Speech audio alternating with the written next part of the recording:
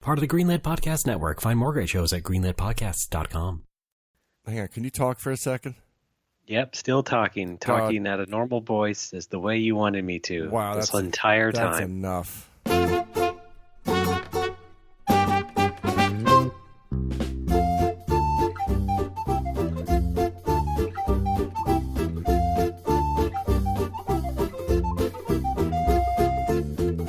Hi everybody, welcome to No More Whoppers. Once again, my name is Ray Barnholt here in America's Chimney, and with me as always, my cheeky little Nando, Alex Fraioli.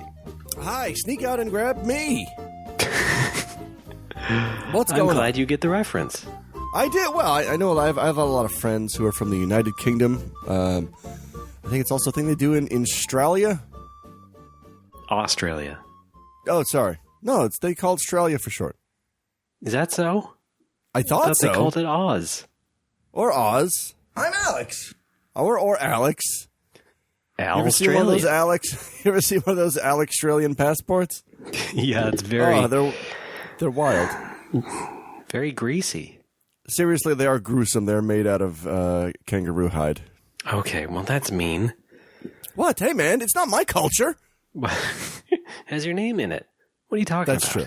Yeah, you're right. Okay, yes, yes, the sovereign state of Australia. Well, Alex, how you doing?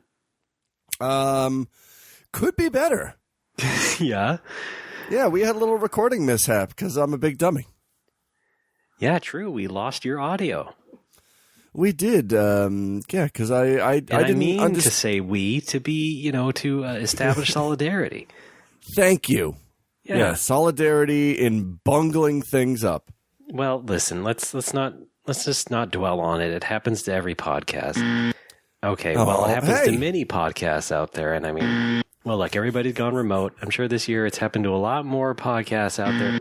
Okay, well, I mean, all right. Maybe it's just the independent podcasts like us that are... God damn it. I mean, it has to have happened to Talking Simpsons before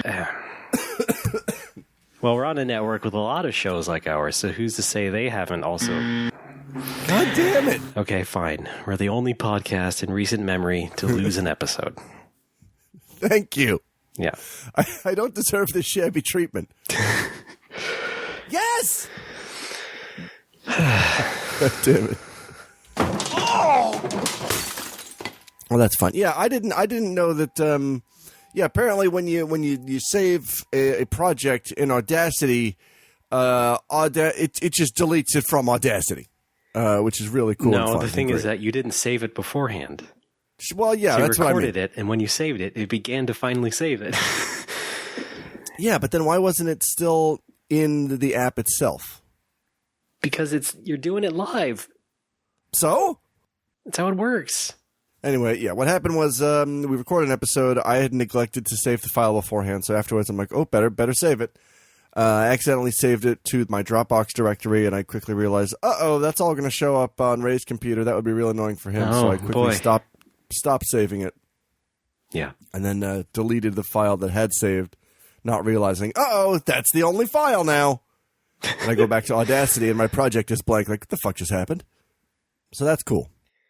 Well, like I said, just let's not dwell on it. Let's just keep going. Yes, you know what? Let's talk about all new things that we didn't cover yesterday. Did I mention I'm going back to Sound Bigot? Yeah. Oh, yeah, I did? I mean, no, I'm sorry. I mean, yeah, go ahead and talk about that. Oh, yes. No, yeah, that's it. I guess they loved me so much. I'm going back October and November for more recording listening tests for the National Japanese School System. Oh, sounds glamorous as usual. It is. It's fun. Glitzy.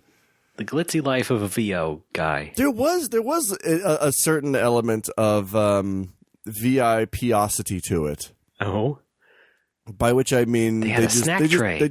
Snack tray. They just paid for my Shinkansen tickets there and back. Oh, wait. So where'd you go? Where is the place again? It was in Shizuoka. Wow.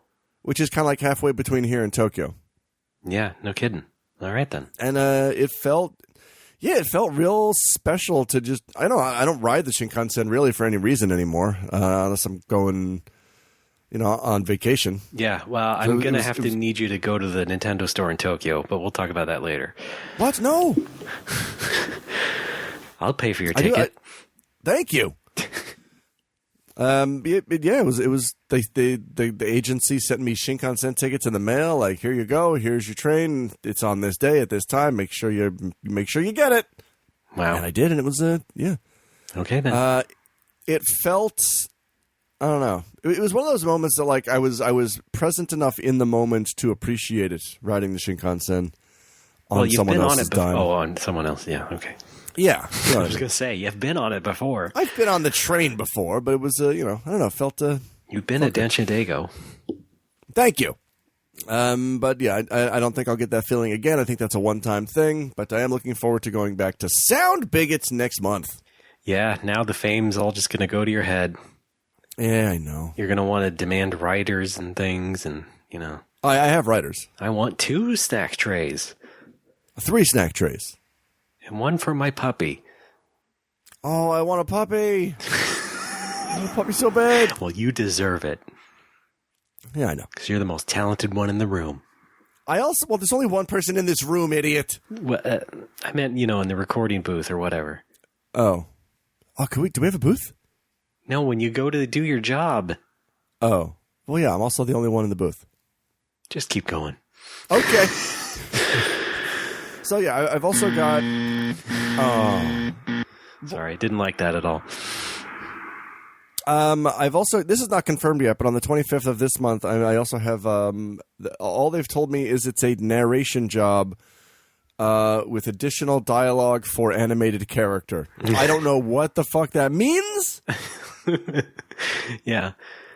It's like it's not specific enough to be specific. Like, who cares? Exactly. I mentioned this to you in an earlier text, but my secret hope is that it's a token gaijin in an anime. But I'm pretty sure what the reality is it's probably just like a public service video for like gaijin who are waiting at the ward office, and it's just it's a video that's just like, hey, are you new to Japan? Here's how you separate your recycling. I'm the animated character Alextron here to tell you where plastics go. Yeah, right. It's probably something like that. What does burnable mean? Right? Let me show you. Whoosh! Yeah. And as I told you in that text, it's probably just going to be one of those little flat-shaded characters that talks in a word bubble and then points at the word bubble a lot. Yeah. For like 2 frames, and then that's the animation. Oh, I would love to have 2 frames of animation. You've been lacking. I know. We need more frames. We need to interpolate your frames. I cap out at 1.5 frames. It's real awkward. You'll never make it in this business. I know. Well, that's good. Glad you're still doing a job. Now, we did do snack food copy. Do you still want to do that? I threw it away. You didn't take a picture? No, but, oh boy, I can try to do it from memory. Okay. Well, either way, I have mine, so we can do that at least. But sure, go ahead. Let's embrace the fun of our screw up, and you try and do it from memory. Okay, what did I eat yesterday? I had it was a pizza sand, double wiener, W wiener, and barbecue sauce. Right, yes. Here we go. Here's what we got on the packaging. 2 long ones.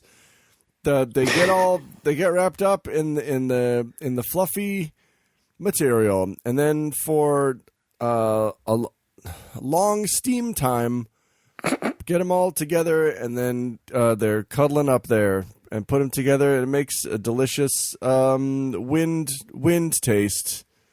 I do enjoy it. And there we go. And then some people did a thing. Why does it have to be played at half speed? Because it was drunk, Alex. God damn it. I'm not drunk anymore. How do you like that? Well, the guy playing DQ11 in that drop is. All right. Okay, yeah, that's pretty good. Of course, that was in Japanese. Yes.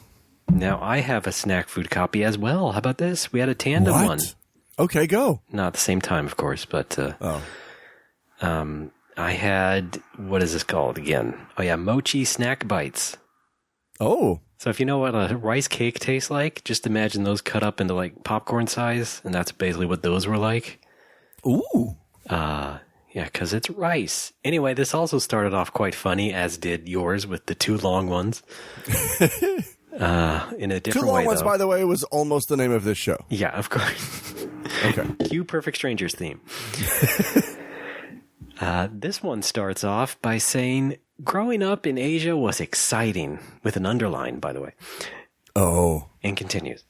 The aromas, the textures, the flavors, sharing our vibrant culture through our favorite foods is our mission. We promise simple ingredients, unique textures, and adventurous flavors.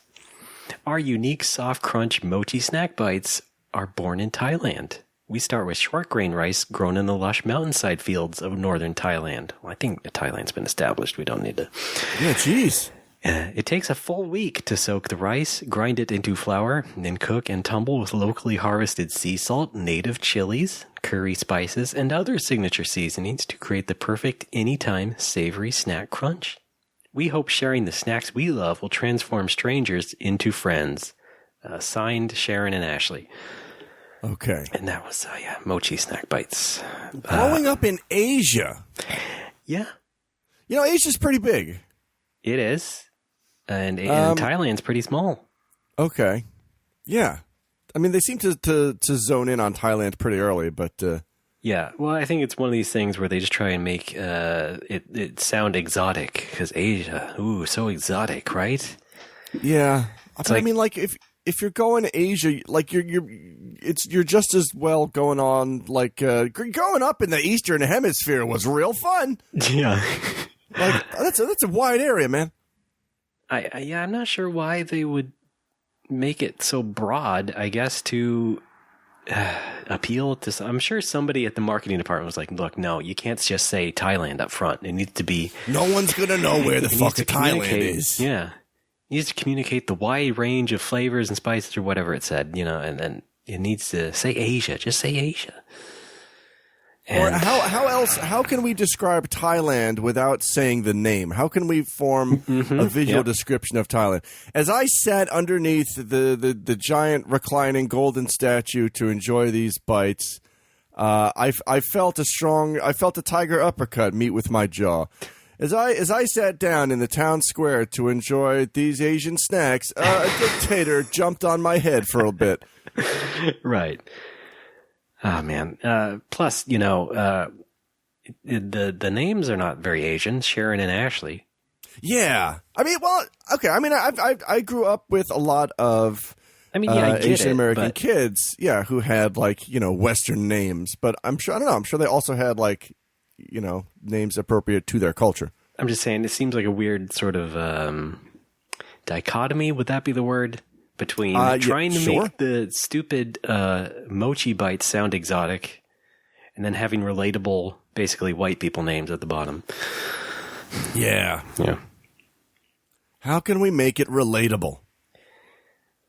And, I mean, these are made in San Ramon, California, which I believe is southern California. Which part of Asia is that? Well, let's see. It's on the Pacific Rim, so it's on the far east side of the rim. Okay. Oh, it's on practically next door to me. Yeah. Oh, wait. East side of the rim, you said? Yeah, right. Oh, okay. Never mind. Yeah, you'd be on the west side. Oh, yeah. It also reminds me of this old tweet I saw. Well, not old. It was from like a few months ago. Somebody did like a little cartoon series of the guide to the things one might find on a shelf at Whole Foods. This was Beanie Tuesday on Twitter. Yeah. They were making little funny cartoons about weird things at Whole Foods, and it is quite accurate, but one of the ones that they posted was the Asian food staple with a white person brand slapped on it and sold for triple the price. Oh. And then with a drawing of Craig Son's red curry paste. Craig Son? Yeah. I love Craig Son. And then also some added text here, some bullet points about it. Apparently not aware that the age of exploration ended 400 years ago. This company is still trying to dazzle wealthy Europeans with rare spices from the Far East. And boy, this ticks a few of those boxes, because these are also curry-flavored mochi bites. Oh, boy. I mean, they were good. You're good. And yet I found them at the Japanese store. Japanese market. That's okay. What part of Japan is Thailand in? I know, right? Yeah. But, you mentioned making Thailand into Asia or, not trying to make it sound too specific. I mean, that's what Japan does because in Japan, if you say Asia, it means everybody but Japan. That's true. That's true. Yeah. As far as Japan is concerned, there are 2 countries in the world, and they are Japan and Gaikoku. Right. Well, there's definitely 2 Asians in the world, I guess. Yes. The Japanese and everyone else. Yeah.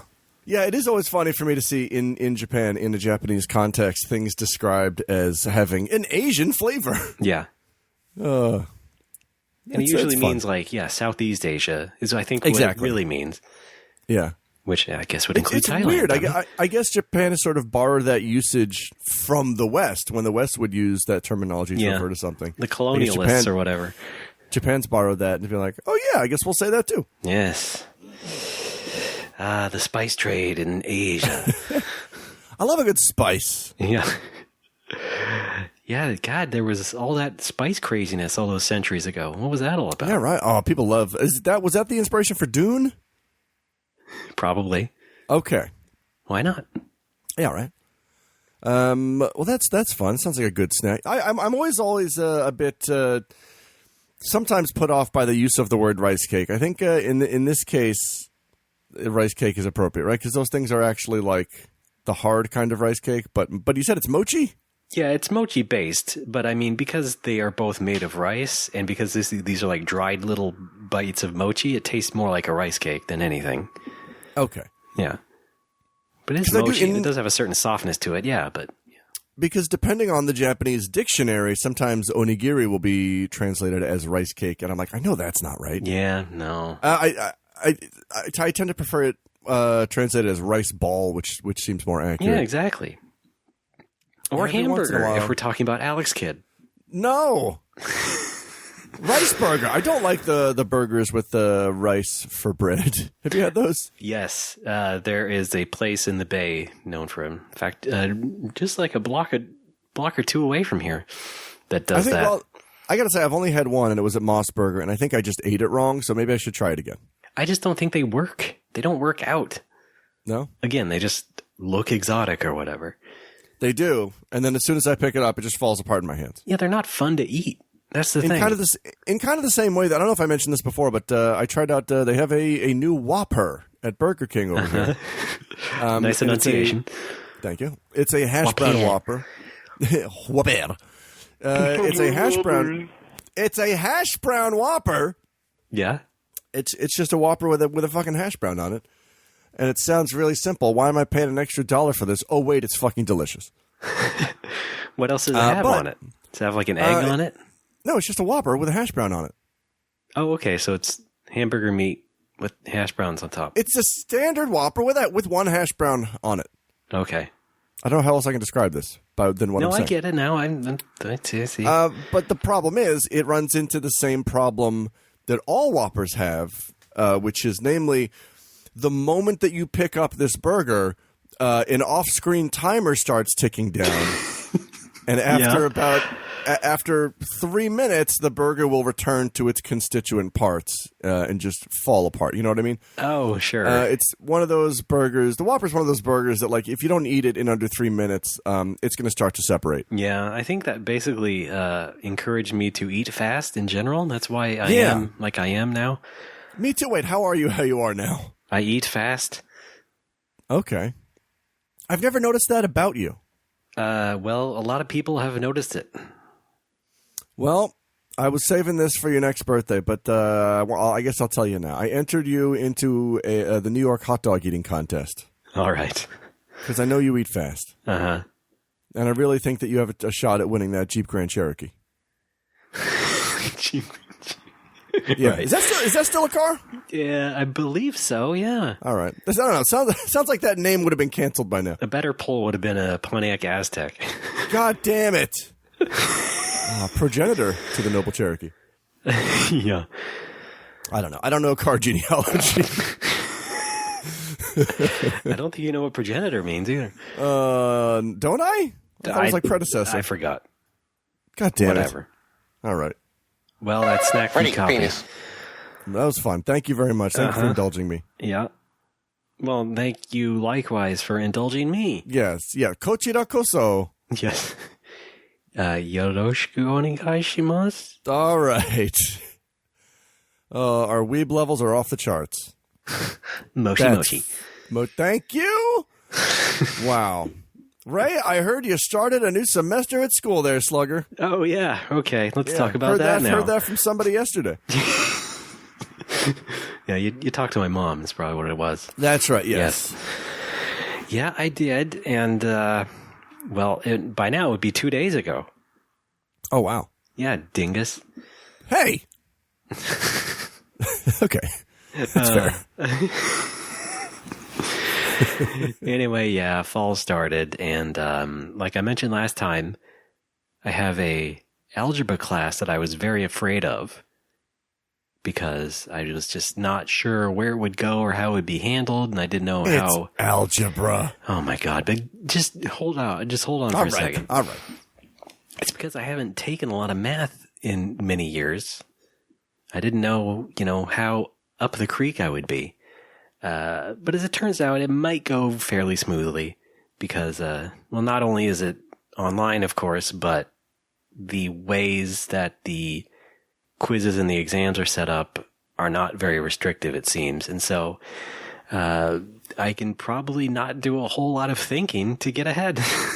Oh, fun. And, in fact, the teacher encourages a lot of scientific calculator use, and that's fine because I don't have to buy one of those either because I have all these apps where you just write out a problem and it solves it for you. That's nice. Or take a picture of it or whatever. I had to buy a graphing calculator and all that jazz. Yeah, the only downside is the class lasts from 1:45 p.m. to 4:10 p.m. The fuck? It's a 4-credit class, so okay, and 2 days a week. All right, but because it's just on a Zoom call, I can mute myself. Nobody sees me. I can just do whatever. Nice, as long as I pay attention properly. Okay, and do well enough for myself. How about that? Doing well. We're very proud of you. Yeah. So there was another class, the computer and info technology class, which you and I both thought would be a cinch. And I believe it will be so far, but there's a weird sort of restrictive thing with the assignments that is very odd. So the teacher, like a lot of these online classes, they have discussion assignments where it basically just it's like a message board type format. You post an answer to a question and then another student responds to you. And then those two posts become, the points you earn or whatever. And usually it's been fine. Nobody really gives you a lot of stuff for instruction for it other than answer the question. But this teacher for this class has a crazy requirements list, and I'll read it here to you now. Besides the weekly graded response, each student must also make 3 or more substantive comments on at least 2 different individuals' posts spread out over at least 2 different days between Thursday and Sunday each week to receive full credits. The fuck? Yes. Hang on. Marty McFly voice in English, Doc. Yeah. Speaking of algebra, I have to do PEMDAS just to figure this out. Yeah, this is wild. What does that mean? Let's dissect that. So you must make 3 or more substantive comments. So basically, you have to make at least 3 posts. Okay, and they have to be. So I couldn't just reply with "lol same." No. Okay. That makes sense. That part tracks. Right. Yeah. It has to be substantive. But you have to reply to at least 2 different people. So 3 posts, but 2 different people. Okay. And on 2 different days. Okay. Between Thursday and Sunday, which is basically Thursday, I guess, is when the discussion is started, and Sunday's when it's due. But this continues. These instructions continue. The objective is to have a dialogue with your classmates, so please avoid making all 3 posts all at once and never come back again. For example... What's the difference? For example, if you post one post at 7 p.m., one at 7:30, and one at 8, then your 3 posts are only counted as 1 post. What the fuck? So that's why it has to be 2 different days, because you can't just stack them up and walk away, which is exactly what I had been doing with all these other classes that do this previously. Right. That's how you should do it. Yeah. Why do I need to work the class interaction into my daily routine now? What are you trying to do? Well, in case you were curious about that, there's another point she makes here that you can start adding to your list of contacts today by getting to know your classmates, some of who may be teamed with you for an activity. So it's just a weak way to say, get to know your classmates. What happened to Michael? And have a real discussion. Actually, that point was for something else, but I'm sure it ties in. I'm sure she would love that also. What else did it say? So each of the posts, by the way, has to be 150 to 300 words. Okay. Easy. So you are, well, yeah, but you're at least doing, what? 450. No, wait, 3 different, yeah, Jesus Christ. See what I'm saying about the math? You see? Oh, man, you're already struggling with the math. I can't do this in my head. Jesus criminy Christ. You see, Alex? Yes. And you were just like, oh, it's algebra. You'll be fine. I can't even do head math. Well, yeah, you will be fine. Anyway, yeah, 450 words a week, basically. Okay. Or up to 300 if you can really have a great engaging discussion. But the reality is you won't, because every time someone posts answers to these discussion things, including myself, it's just pablum. Like, it's just the purest, straight reinterpretation of the question. That's just, you know. Can you give us an example question? Sure, I'll look one up here. Let's see. Yeah.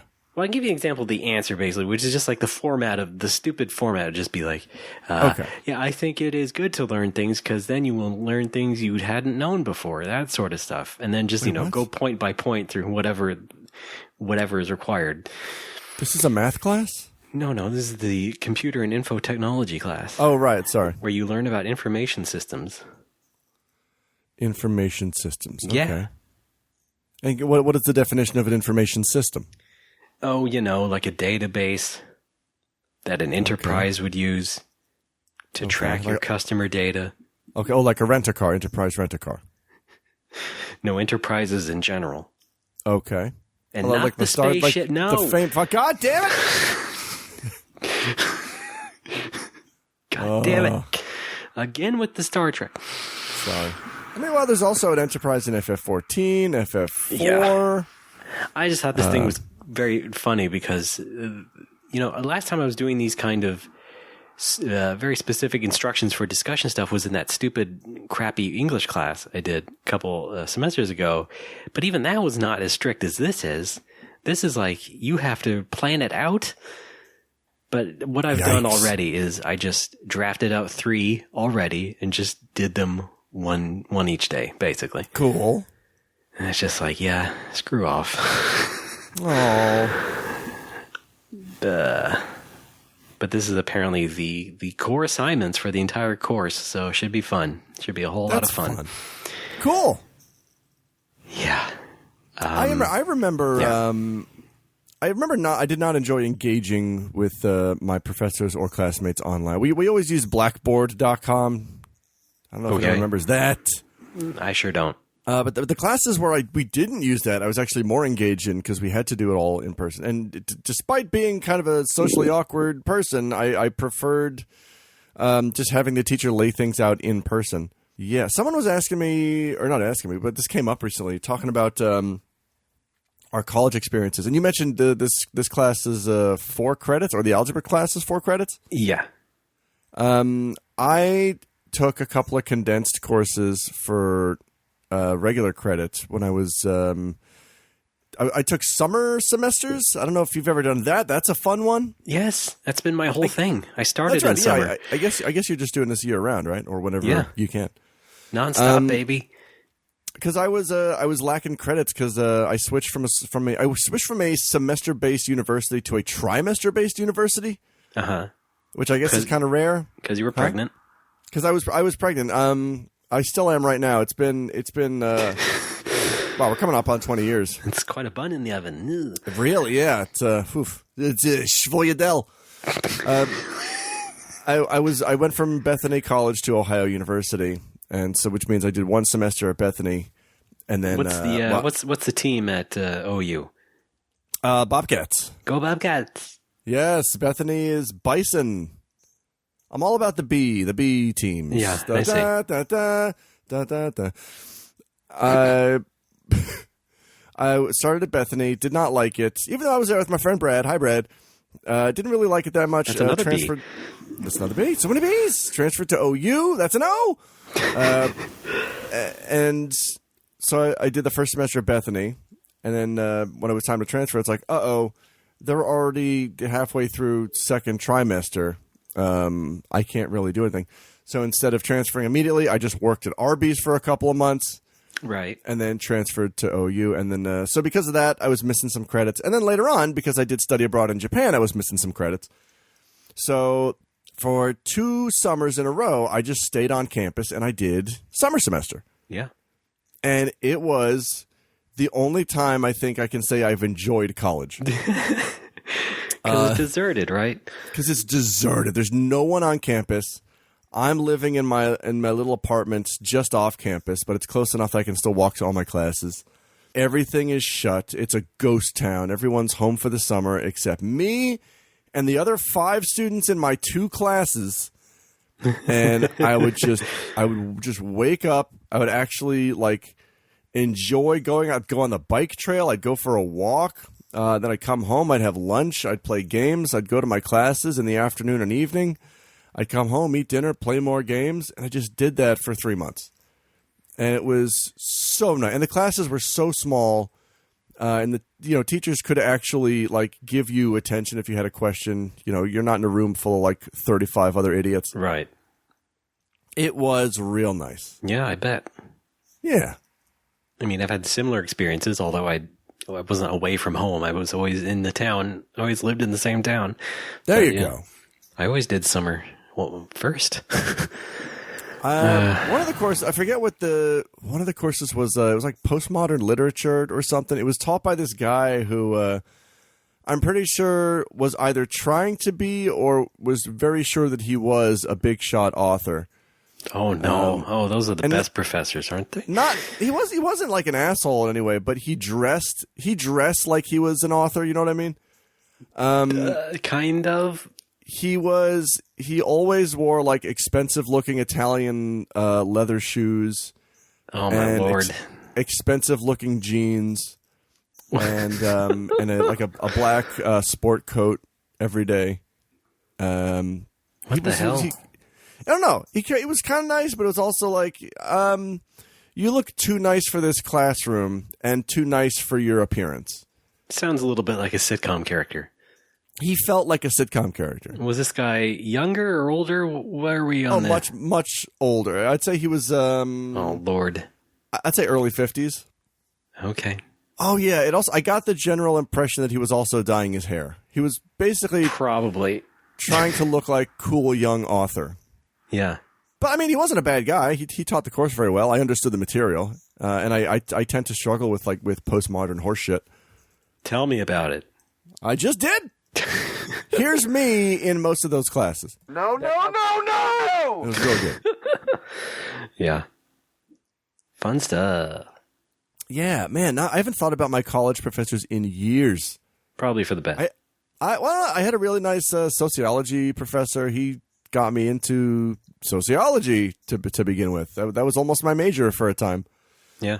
I had a music professor when I took a music course who was very nice, who was like our age at the time. A very young guy. Okay, yeah. I took a Comp Sci 101 course because I think that was a prerequisite, and did not like the teacher there. Oh, boy.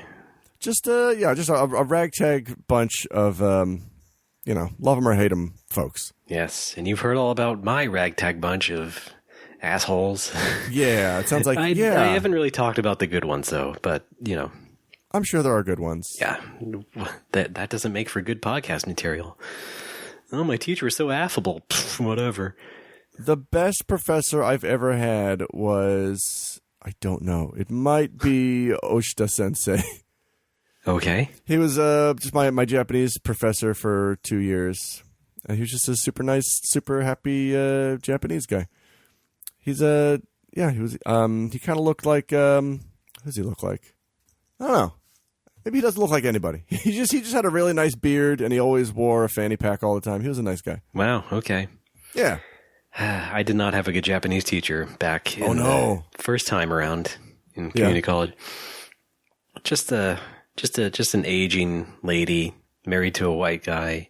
Okay. Just used the wrong textbooks, the ones with the bad romanization. Yeah. Oh no. Where like G is spelled Z-I. No. I forget which one that is. There is a term for that, and I don't remember what it is. But it's I hate whatever. that shit. Yeah, whatever system of romanization that is. I forget the name. Yeah. Yeah, she used that probably because it was cheap, of course, because it was the cheap one. So, God forbid we use something good like Genki or something. But Oh. Yeah, didn't have a lot of fun in that one. Well, that sounds like a downer. Let me bring it down for real quick. Oh, I have some more downers. Oh, you do? Yeah, I have another school-related thing. It's not directly related to classes, but let's see who can get us the furthest down. Okay, here we go. Right, I think I fucked up a little bit in that I might have to take an extra semester before I planned. I mean, more than I planned to. Basically, I have to take 2 accounting courses, basically 1A and 1B, and they have to be done in sequence, but only 1A is available during pretty much every semester. 1B is only available during the full semesters, so like fall and spring. Okay. And not the in-betweeners. I've seen a few episodes of that show. Yeah, well, classic for sure. Golden oldie. Yeah. Wednesdays at 8 on Family Channel. But so I have to take this. Well, this algebra class is a prerequisite for those, so I have to be in this one anyway. So I have to do 1A first, and that can be done soon. But I can't do 1B until basically next fall. Okay, it's basically for another year. And that's when I expected to be done with community college and be in university already, because I'm doing a transfer degree. So to do my next 2 years, and now I'm just like, well, shit. And they are required for the degree. That's fun. So I don't know. I haven't really now. Again. I haven't really done much of the footwork to try and figure it out yet, because I know I should probably just try and call a counselor and see what's up. But right now it was just like very upsetting and kind of pissed me off, because I was just like, man, I thought I was doing it right so well. And I really would like to have this done with soon, because I will be graduating at 40, and that is kind of, doesn't feel great already. So. Oh, it's fine. So to have to spend another extra bit of time and wait more is not good. It's fine. I wouldn't worry about it. I'm worrying about it. It's never too late. The whole thing is to try and get a goddamn real job. It's never too late. Did you know that Jake Lloyd didn't even audition for Star Wars until he was 37? I don't think that. What's up? Okay, I'll buy it. Yeah. Thank you. Koopa straps Toad into a chair. Oh, God. Yeah. Did you know Koopa did not even ascend the throne to become King of the Koopas until he was 52? Wow, is that so? That's so. Is he supposed to be a dragon or a turtle? We never figured it out. Turtle dragon? Turtle dragon? Man, boy, what were they smoking when they came up with that? Am I right?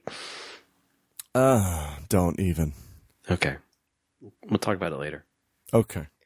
Yeah, so I'm just, Yeah, that was upsetting when the realization hit me about the classes. And I was just like, fuck. Well, that sucks. I just wish they would find a way to fit it in to the in-between semesters or something so I can do it. That's all I got. Okay. That's how I'm down. Now for you. Well, my downer story is might be too much of a downer after that. I was just going to say that when I was at Bethany College for a semester, I took a year of Japanese, and our Japanese professor there was a Japanese woman who was very sweet, and she married an American guy who over the winter fell down a well in their backyard and died, and she did not know for a long time and was just looking for him all over town. Oh, I see. That's the kind of downer I had in mind. Okay. Yeah, that sucks. I guess I feel better. That shouldn't make anybody feel better. No, I mean, I was just kidding compared to my situation. That's just a straight up tragedy. Yeah, I wasn't even there for that. I'd already transferred to OU, but my friend Brad stuck around Bethany and then told me that story later, and I'm like, holy shit. That's bad. Oh, that's real bad. Who needs a well? Don't have a well. We had a well when I was a kid. Yeah, I remember you mentioning that. Yep. Here are the other things I know you had as a kid. Super Street Fighter 2 Turbo Machine. God damn it. Satellite TV. Uh-huh. Some kind of voice recorder. Yeah. I think that's all I got. Are you sure? Hang on. Well, I don't know. I'm trying to imagine your playroom or whatever as a kid. Honey's Forrest Gump. People, forget it. I don't know. I like to play Genesis. Oh, you had a Genesis. I know that. Yeah. You had a 32X. And Sega CD. And Sega CD. You had a... Well, this is riveting. Is that a train? Do I hear train noises? Yep, train time. Cool. Yeah, let me know if you hear thunder noises, because it is storming something fierce over here. Oh, Storm and Norman. Thank you. Yeah, we're still dealing with fire smoke from our previous Thunder Marathon. Oh, jeez. Which is almost a month ago now. So that's been fun. For fuck's sake. Yeah. Ray, how'd you let it get this bad? I don't know, man. It was all a surprise. Dicks! Yeah. Well, that's fun. Let's retire that one before. Let's What? nip that one in the butt. Dicks! Why? That's my buddy Rachel's. Oh, I thought it was me. No, that's Rachel saying dicks. Dicks! Why'd you think that was you? Do you have to sound that incredulous? Why'd you think that was you? Okay, Motherfucker. that's better. Thank you. Why did you think that was you? Because you were just playing the clips of me, of the child me, and I don't know, it set my brain into listening for that. Okay, here's child me playing Genesis with you. Bare knuckle. Bare knuckle. Yeah, you always sounded that angry. That's true. Now, yes. Now, how do we get... I'm asking you to go to the kitchen, pull out a knife, and jam it into your fucking gut. Thank you. How do we get a recording of Pardo saying grand upper? That's kind of fun. Grand upper. Ah, dear. Leo! All right, we got to take a break. It's been almost 45 minutes. Do we? Okay, sure. Yes, we got long segment 1. It's fine. We're good. Well, it's our redemption arc, right? It is. We got to do what we can. Okay, fine. We'll take a break. Christ the Redeemer. BRB.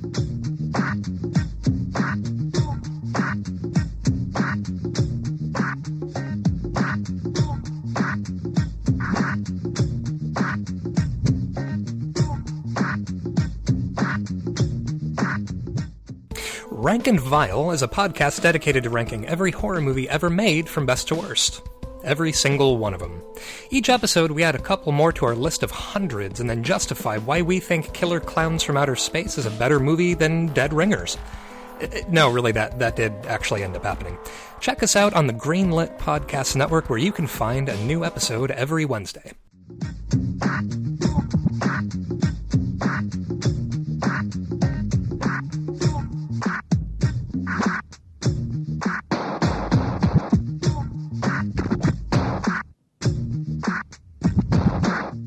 Folks, we're back as No More Whoppers. I'm Ray, that's Alex.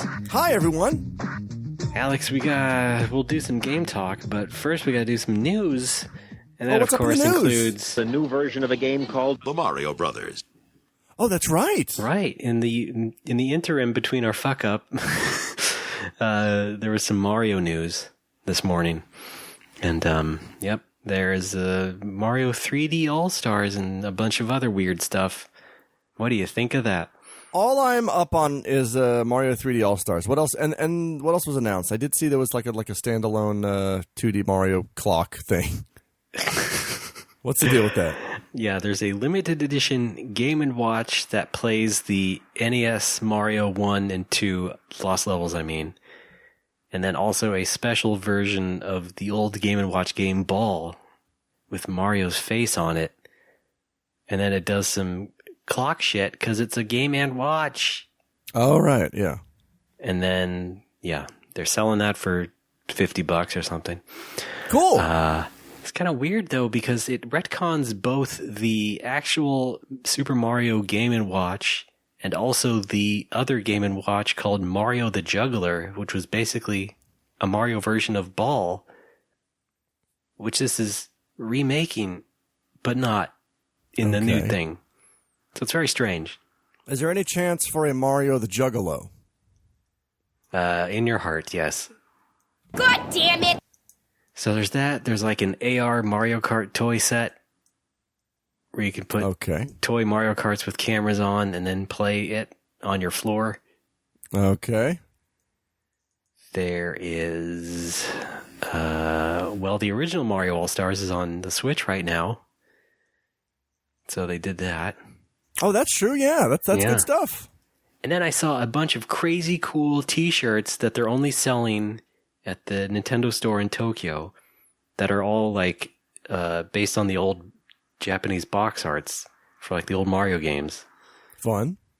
And that's why I need you to go to Tokyo and pick up all those. Oh, I see. I do have XL size, please. Thank you. XL Saga. My buddy Gwen, and I think maybe somebody else, picked me up some coasters for the for the used game store from the Nintendo store in Tokyo, and they are very slick. They're very nice. What's on them? They're just rubber coasters shaped like Mario stuff. Like one's a Koopa Shell, one's a Goomba, one's a Bullet Bill, one's a Triforce, one's a Hylian Shield, and one's Hylian Likely. I forget what else is in there. God damn it. But yeah, I dare say they are higher quality than the coasters I received from Taylor, our man at Nintendo of America, who has visited the bar a couple times. Wow, shade on Taylor. No, Taylor's a nice guy. Taylor, folks may know him as Ethan's brother. They're the brothers who work for Nintendo. Oh yes. No, you mean Mario and Luigi. Yeah, sorry. Yeah, they're real names. So yeah, like growing up in Asia, in Thailand, they had Asian names, but when they moved to America, they were given the Western names of Taylor and Ethan. All right. Yeah. Taylor's in charge of producing merchandise, or I guess like greenlighting merchandise for for North America. I guess that's my understanding of his job. And so he brings me a bunch of Nintendo products when he visits, and every time he brings coasters.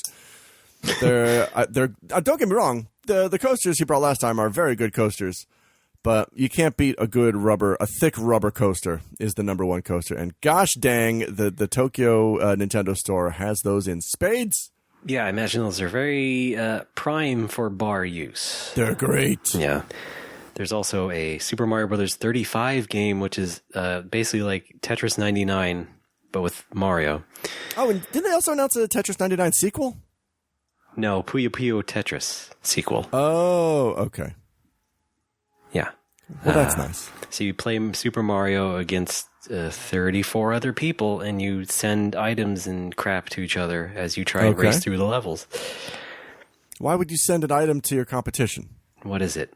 You can use items that are like randomized, like a Starman, for yourself. But then as you, I guess, complete the level and stuff, you can send enemies to the other people. You're not a Nintendo mechanic. So it's like garbage in Tetris or whatever. Okay, garbage in, garbage out. Mm-hmm. Geigo! And then Super Mario 3D World for Switch. That's fun. Yeah. So people are flipping their shit because Galaxy 2 is not included there. Is that right? Yep. Basically. That's fun. Okay. It's not in the All-Stars. What's the deal with the limited? I heard this is a limited release. Yes, it's limited both physically and digitally. Okay. They're putting it in the Disney Vault on March 31st. Jesus Christ. Oh, March 31st? Yeah. That's not bad. Well, it's still kind of bad in principle. I think it's dumb, but I mean, in terms of like, oh, am I going to get one in time? Yeah, there's plenty of time. I guess so, but yeah. I mean, that's one way of looking at it. I might as well ask you, while I've got you here, let me ask you this now. I don't even have an SD card for either of my Switches yet. What's a good one to get? Fucking Samsung or SanDisk. Okay, Samsung or SanDisk. All right. How much are those in America right now? Because I imagine they're more expensive in Japan. What size are you hoping for? Yeah, I don't know. A lot. I think right now I have a 400 gigabyte one. Oh, wow. I was going to say 256, but 400 works. Okay, well, I can look at that too. What do we got here? This is always something that frustrates me, is that physical storage media in Japan tends to be much more expensive than it is in North America. Yeah. $30 for 256. $30? That's nothing. Yeah, they're typically pretty cheap on Amazon. Yeah. I gotta make a shopping trip this weekend and see if I can't find some. I mean, I was pleased to find. I bought a new USB drive that is hang on, I have it here with me. It's 32 gigs, and it was just to transport raw PS4 video files to make 14 and 14. It was 32 gigs, and it was like 1,600 yen. I'm like, wow. Okay. When I first moved to Japan, I paid 4,000 yen for a 500 meg USB flash drive. Yeah, man, times are changing, and it's all I had to go on for a couple of years. And now I get 32 gigs for 1,600 yen. I'm like, holy shit! Wow, what an age to be alive. You can get terabyte SD cards now. That's ridiculous. Yeah, I refuse to believe it. Those are not as cheap, but maybe in the future. Yeah. But yeah, Mario 3D All Stars is just a big kind of, for me, a fool me twice sort of situation. A big greasy wank of a game. I definitely have no desire to buy it. No? Why? You know, those are pretty accessible games, and I have played them all to death. I don't really. That's true. Also, I'm sure there's a practical, technical reason for this, but why is Mario 64 not being adapted to widescreen? That's why. Cool. Okay, because Sunshine is, right? Yeah, I believe it was. Yeah, looked like they were expanding it. And 64 is not. Because I don't know. If I could, well, the thing is, there's people decompiled Mario 64 and made a PC port. Oh, right. That will run in any resolution you can throw at it, essentially. Yeah. But that's because it was decompiled and adjusted properly. Nintendo, as you know, they will just do the straight game and not mess with it too much, just as long as it ran as you remember it. So I'm sure there's something like, it's probably culling. So like when the camera is looking at something in the 3D space, everything around it that it cannot see is probably not all fully loaded. Oh, okay. This will happen a lot in game engines, for example. Like, absolutely. Objects that take up memory will just be blipped out because the camera doesn't see it. So whatever, until the camera turns around enough to where it should be loaded in, then it will do that. To some extent, folks may remember seeing this in DQ11 and maybe DQ8 as well. But if you rapidly turn the camera, if there's a torch in the environment, and then you turn the camera to obscure your view of the torch, and then you quickly turn the camera back to the torch, you can catch the torch reigniting. Yeah, that's what's happening. It will just extinguish when it's off screen. Like, whoop, time to take a break. So I believe, or I assume, or presume, whatever, that if you just hacked widescreen into Super Mario 64, it probably would make some stuff look messy on the sides, and Nintendo wouldn't want that. Yeah, and fixing that would just require a lot of effort. Yeah, unless, of course, you are some crazy fan who will go ahead and just decompile, reverse engineer the entire game. Right. So that they're legally in the clear and then make PC ports. Yeah. That's fun. And I would probably rather play the PC version. Yeah. On top of anything. I don't need to play Mario 64 again. Yeah. But I do want to give Sunshine another chance, because I remember... When did Sunshine come out? 2003? 2002. I remember buying Sunshine when it came out, and I did not like it. I didn't like the jetpack mechanics. every level where you don't have the jetpack and it's just Mario like jumping on blocks, I'm like, this should be the whole game. This is great. Yeah, okay. And then it goes right back. Everybody says that. It's because I basically wanted Mario 64 too, and I wasn't mature enough to accept a jetpack. That's why. I guess me not. And a lot of other people. But now that's what I'm saying is I want to give it another try.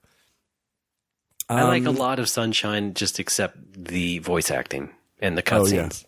Yeah. That crap did not have to be there. But I think the rest of the game is fine. I don't understand what everybody's problem is all the time. I didn't like the jetpack. I thought it was too busy. It was too much. It was making a Mario game too busy. It was fun. Like, Mario games are always just about running and jumping and a power-up here and there. And then, levels are sort of built around the basic structure of those mechanics. And once you master the basics, you can take on harder stuff. Well, but this is like hold this button to float with your jetpack. Make sure you refill water. Use this to clean shit around Buttfuck Island. I'm like, I don't care though. Well, I guess they learned their lesson, and now that's every Mario game is exactly what you want. So good. Just straight platforming and weird level gimmicks. Like, well, yeah. What's wrong with playing to your strengths, Ray? I still think it's a fine game. Obviously, it is weird. It is a weird outlier, but I didn't think it was terrible. Ray, that's why I'm saying I want to give it another chance, because people still seem to like it. Well, give peace a chance. I'm trying, but I love going to war with you. Obviously. So I bought Mario Sunshine when it came out. I did not like it. I ended up trading it to Jeremy Parrish for a copy of Yoshi's Island on GBA. I think I posted it. At the time, 2002, I guess I was still on LiveJournal. I guess I posted on my LiveJournal that I didn't like Mario Sunshine. And he's like, hey, I have an extra copy of Super Mario Advance 3, Super Mario World 2, Yoshi's Island. Yoshi's Island 1. Yoshi's Island 1. Yoshi's Island 64-0. Which we recently found out was going to be Super Mario Brothers 5. 5? Yeah, in those prototypes that were dug up, there was a logo that said Super Mario Brothers 5 instead of Super Mario World. That's so weird. They were just trying it. They obviously didn't go forward with it. Yeah, right. Oh, yeah, that makes sense, I guess. Considering that it was called Super Mario World 2, we can infer that it can be Super Mario Brothers 5 to some degree. Yes. Yeah, right. Yeah. Yeah, now so they that's have it. Super Mario Brothers 35. What? There's so many. Yeah. Nintendo 64. Where are the first 63? Oh, that's great, Dad. Just drive the car to Pizza Hut already, please. Yo, quiero Taco Bell, Dad. Hands at 10 and 2. All right. That is so Alex. Oh, hi, Dad. Oh, my poor dad had to go in for a root canal recently. Whoa, really? Yeah, I mean, late bloomer. This is one of the few areas where I have more experience than he does, because I've had 2 root canals already. Yeah, I had 4. As far as I know, this is his first. Yeah, they're not great, but I liked whatever. it. You liked it? Yeah, I thought it was fun. Oh, you had one? Yeah, remember a couple years ago? Oh, yeah. But you remember everything about my childhood and your childhood, but not our actual adult lives, where we talk about it on the podcast. Well, because in my mind, we're both still 19 when we first met. Guess what, Alex? I still got that Sega Genesis. What? Yeah. Okay. Crusader of Senti. No, sold it. Fuck! For a pretty penny. Okay, let me list off some other famous Genesis games. Balls. Yeah, never had it. Okay. Boogerman. Never had it. All right. Mortal Kombat 3. Had it on Super NES. Phantasy Star 3. Never had it. Well, I did buy it used later. Sonic 3 and Knuckles. Definitely had it. Okay. Comics Zone. Never had it. No? Just, let's say posthumously in compilations. Virtua Fighter 2. Definitely did not have it, except on Saturn. Rather have it on Saturn. Sega CD RAM Cart. No, I should have had it, but no. Fuck. That's all the games I know. That tracks. Oh, wait, Eternal Champions. Never had it. Didn't like it. Might have rented it and hated I didn't either. I was not into... really, I was only into the original Mortal Kombat just for the initial shock value of fatalities. I mean, I was talking to my buddy Paul about this at the bar last night. We were talking about Mortal Kombat versus DC. The one that was out on the PS3. Yeah. Or whatever, that generation. And I think I still have that on my 360. I think I bought it for cheap or it was free or something. The fact that all the fatalities were kind of neutered. Yep. And I feel like the energy in is it Acclaim who develops Mortal Kombat, or is that the publisher? Well, Acclaim doesn't exist anymore. Yeah, okay. Published by Warner Brothers, but developed by NetherRealm, who the original creator. Yeah, because I imagine the energy at NetherRealm when that came out or when that was announced was like, you know what? We know what the fans want. We know the fans are here for the solid core fundamental fighting mechanics of Mortal Kombat. They're not here just for the fatalities. And then the game comes out and they're like, oh shit, okay, I think people are just there for the fatalities. Well, you have to assume a lot of that was dictated by DC. Yeah, right. But didn't they walk that back with Injustice? I'm not sure. I don't know. Yeah, I don't know anything about Injustice other than it's Mortal Kombat versus DC again. And I just kind of assumed they learned from the past, and they let Sub-Zero rip out Superman's spine. Well, no, it's just DC versus DC. Oh, I thought there was Mortal Kombat characters in there. No. Can I play as a car? No. Okay, but the Flash is fast as a car. Okay, can Superman outrun the Flash? Sure, why not? Thank you. Oh, fun. Okay. For some reason, I had it in my mind that Injustice was more Mortal Kombat stuff. Do you have any Mortal Kombat stuff? No, Injustice is just DC people. Okay. And then they still also make new Mortal Kombat separately. D-Sheeple. Okay. Thank you. But they still make Mortal Kombat separately, yeah. Bare knuckle! All right. And that is very violent. What? Yeah, you might be surprised. They're upping it. First I've heard of it. Every time. No. The gore goes up to 11. Yeah, that shit's too real for me now. It's just gross. Like, the whole thing that made Mortal Kombat fun was Sub-Zero freezing a dude and uppercutting him and 3 fucking rib cages come out. That's what made it fun and goofy. You know what I mean? I guess but so, now it's like we go into super slow-mo and here's an X-ray of a character, ripping your balls out before they stuff him inside your lungs. Yeah, something like that. Yeah. It's just too gross and breaking all your bones. I don't want to see that shit. I live in constant fear that grievous bodily harm will come to me or my loved ones. I don't know. Is this an empathy thing? Am I too empathetic to play? It's the same reason I can't watch horror films. Like, I don't want to see people get sliced up and killed. Because my immediate thought is like, what if that was somebody that I knew? I can't watch horror films and I can't play Mortal Kombat because of that. It's fucking gross. I understand. I just want to hang out with you and eat pigs in a blanket. All right. Can we do that? Sure. What's for dessert? I got rainbow sherbet. Great. Nice. And I got ginger ale because I know you like ginger ale. Yeah. And I got more of those. Please. I got more of those scallops we had at our wedding. Great. Those are good. How about the scallops we had at my wedding? I have those too. Well, engagement party is what it was. Everybody called it a wedding. What? Everybody thought it was a wedding. I'm like, no. Man, what was up with that DJ? That was me. Oh, shit. Okay. You were really putting on the cosplay because that guy looked like Professor K from Jet Set Radio. Yeah. That's pretty good, though. Yeah. I'm not going to do an impression. No, please don't. Yeah, I don't want you to get canceled as well. Do you have any games to talk about? Raymond? I've been playing a video game called Final Fantasy XIV, still. 5.3, out now on the PlayStation 4. It's a cartoon. It's a fantasy land. It is a fantasy land. It's called Eorzea. Get on inside. We can play together. I started up a cross-world link shell.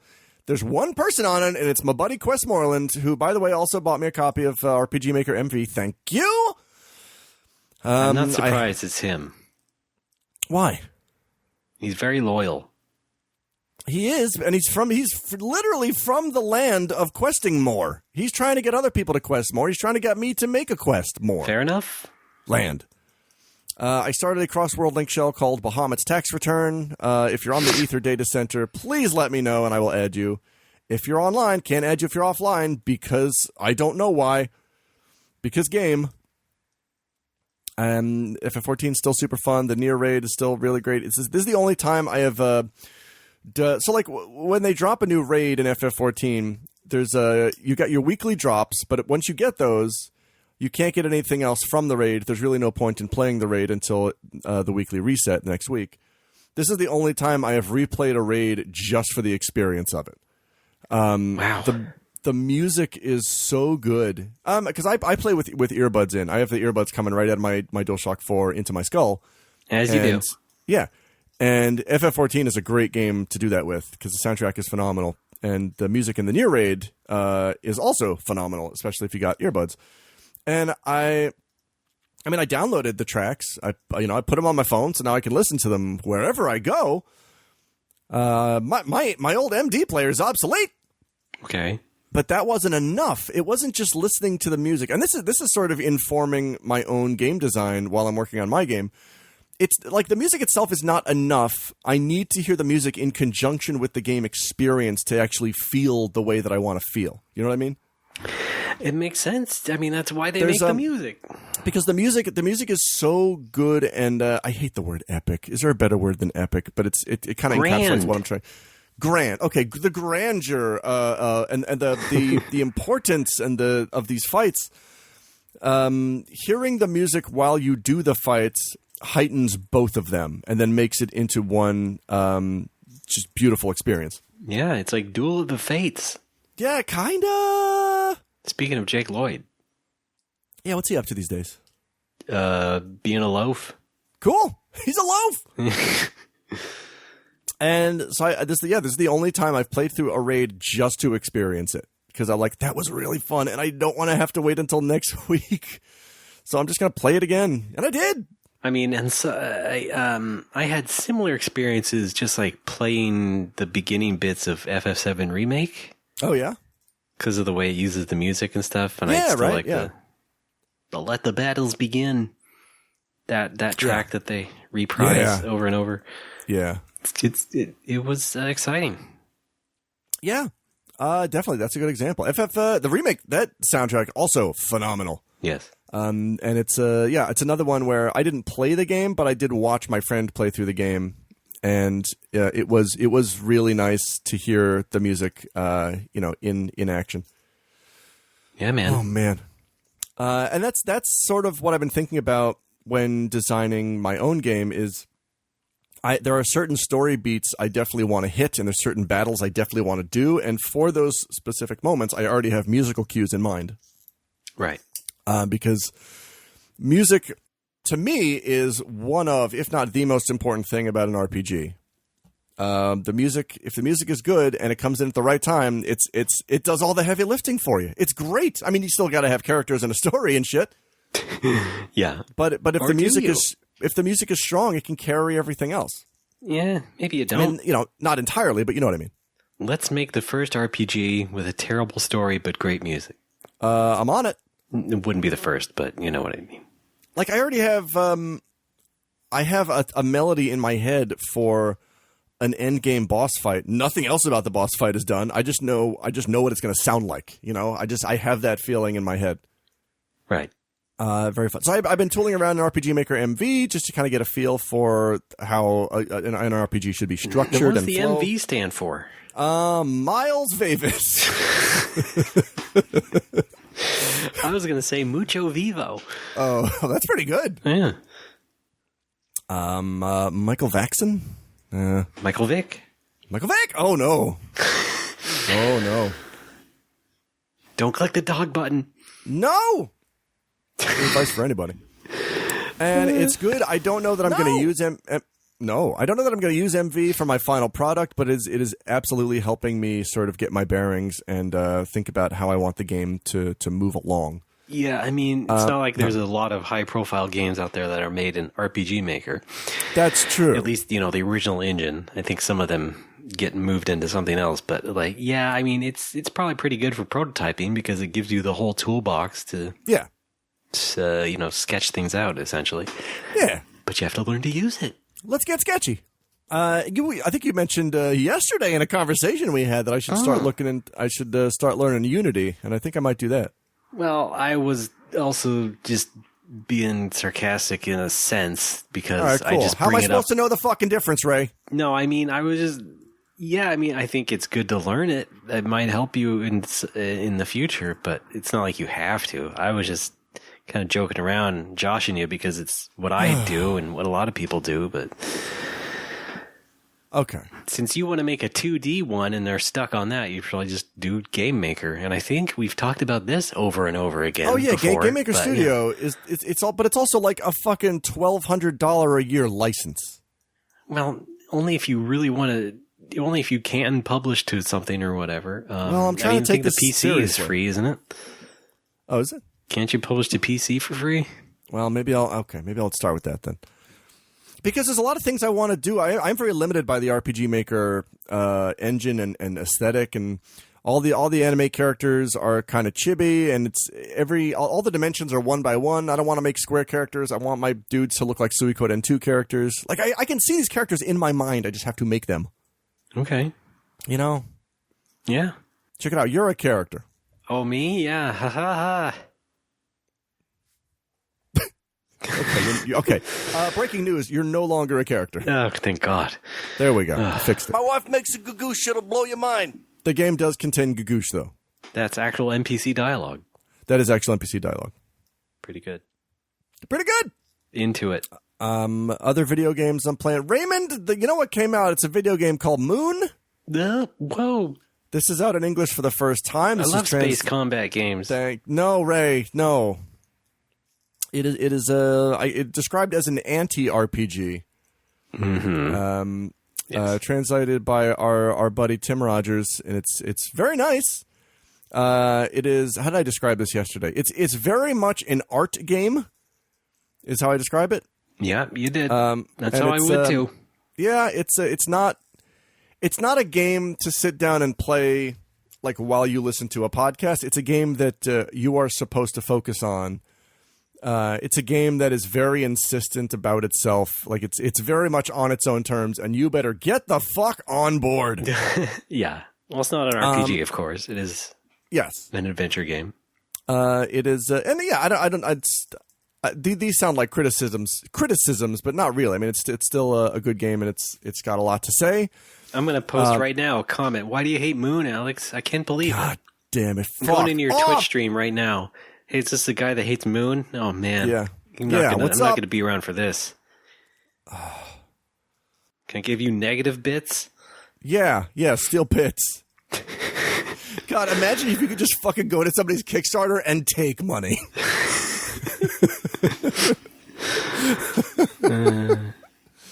Oh, reverse economy. Yeah. Moon is interesting. So, for folks who are unaware, Moon was a Japanese RPG that came out in 1997. Yeah. And why do you call it RPG though?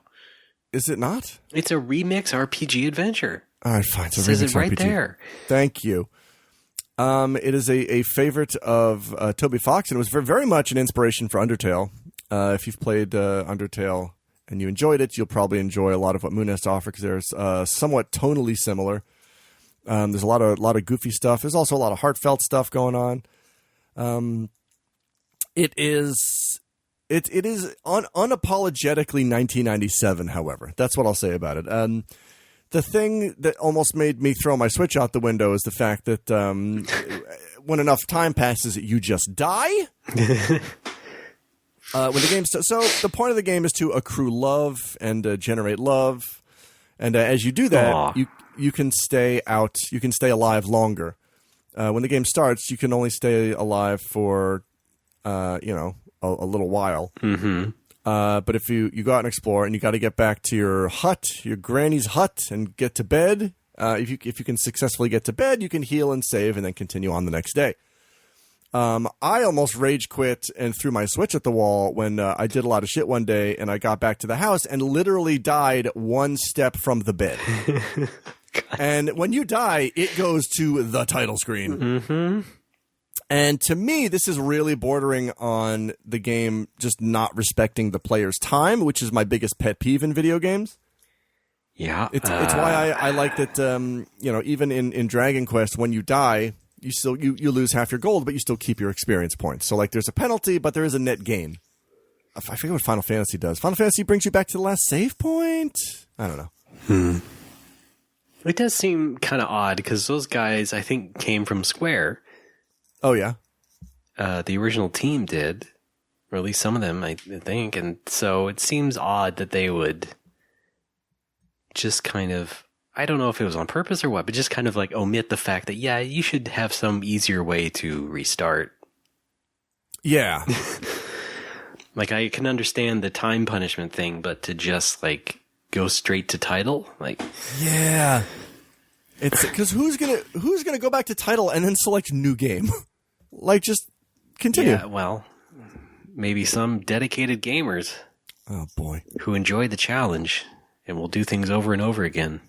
But I'm giving it a chance. I'm going to try to play through the whole thing. I'm also trying not to use a guide because I don't want any of this spoiled for me. Uh-huh. Well, people say you should read the manual. That's true. I should probably do that at the very least because I haven't done that yet.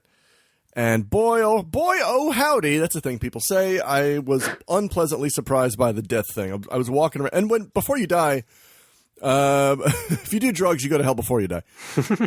Before you die in Moon, you start walking at half speed.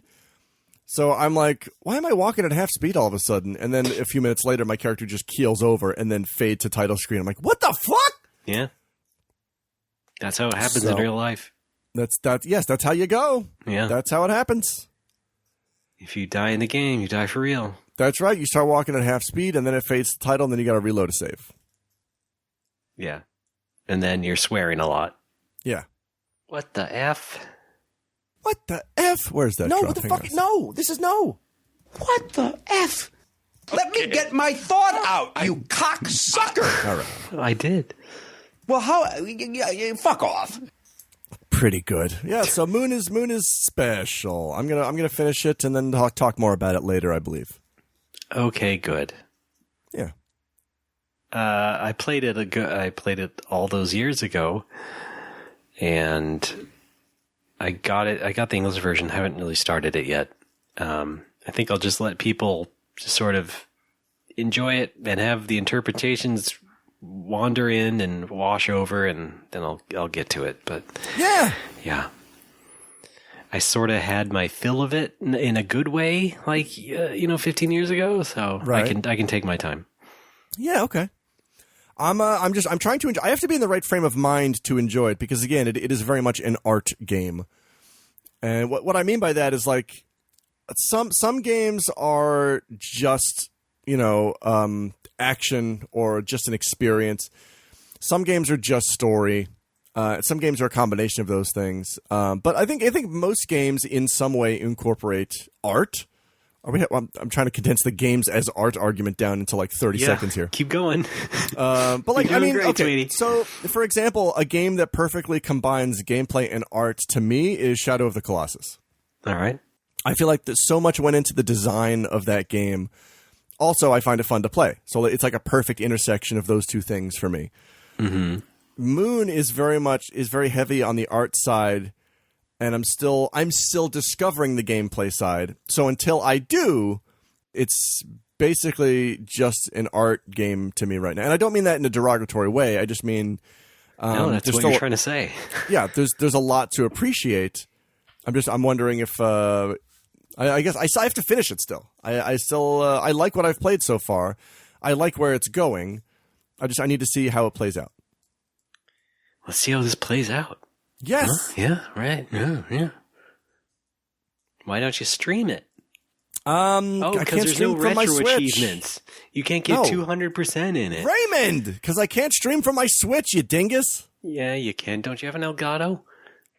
Yeah, but it doesn't work with my 10-year-old iMac. Yeah, well, that's why we need to get you a new computer. Yes! Actually, I am building a PC next year. Okay, plans are set, huh? Yes, I've been talking to my aforementioned buddy Paul. He's going to help me order parts because apparently a whole bunch of new computer stuff is coming out at the end of the year, and so I'm just going to start from that. Yeah, and then build a PC. Yeah, so there you go. Okay, then I'll stream. Well, you can just get a laptop just for streaming. Good. Or I could build a PC. That was the idea. Why wait a year? Because I don't want to just have a laptop. Because it's not just to stream with you, Ray. I know that. I also, consider I haven't had a proper Windows desktop since 2003. So I'm kind of overdue. I kind of want to have a machine that can handle streaming and recording video in high def and doing all the things I want to do. All right. Why don't we take a quick break because we got to come back with some fan fun. Oh, yeah, right. Sure. Go right ahead. Yeah. All right.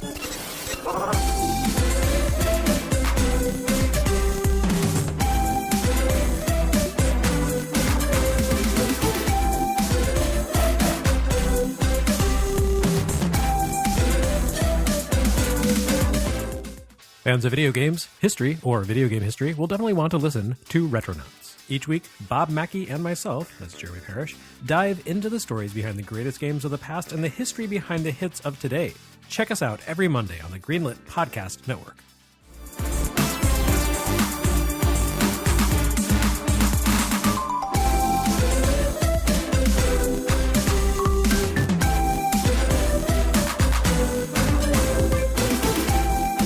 Folks, we're back as No More Whoppers. I'm Ray, that's Alex. Hello! Back right on it again. Words connecting to form sentences. What's up, Alex? What's going on? Words have meanings. Check it out, Humidor. I guess now we should try to read an Overnerd. Right, that's right. We've got an Overnerd this week sent in to us by a Taylor Lawson. What? Gotta do the music. Oh, shit. Okay, go, yeah. Got a Pikachu, but he's only level 2. What choices am I left with today? Game Boy comes to work with me, grinding near the coffee bean. Starbucks sucks anyway. Overnerds! Things that you have overnerd in the wild. Tales of insufferable nerds just doing their thing. We got one, Ray, from a Taylor Lawson Shaw, a.k.a. Keegwar on Twitch. Keegwar is a main... Quinoa. He watches a lot of my Twitch streams. He's a stand-up gent. And we have an Overnerd from Keegwar / Taylor Lawson Shaw. He writes, "Hi, Alex and Ray." Good start. Hi. What? I'm not done yet. When I was in 3rd grade, I sat next to a kid on the bus to school that had a Star Fox 64 strategy guide, and he asked me if I had played it. I said yes, because I just wanted to fit in, and we talked about the game on the way to and from school. The next day, I convinced my mom to buy me a Star Fox 64 strategy guide, despite not owning the game yet, but she didn't really know that. On the bus, we both pointed to things in the strategy guide and talked about how much fun Star Fox 64 was for the rest of the school year. My family didn't have that much money, so it was about a full year before I actually got the game, but when I did, I had memorized almost everything in the strategy guide and pretty much didn't need it. Great podcast, guys. Keep it up. Love, Taylor Lawson Shaw. Thank you, TLS. Oh, man. Did you ever fake game knowledge to fit in with kids? No, I was legit, man. I got all my game knowledge from the source. Factual. I did not try and fuck around to try and make friends. Wow. People already knew I was the Mario man, and I was going to deliver the goods. You sound very approachable. No, I was bullied. That's what I thought. Yeah. Okay. I didn't. I guess I was kind of the same way. I didn't fake video game knowledge, but I would have to fake sports knowledge. Oh yeah, sure. There was a kid at my bus stop in the 3rd grade.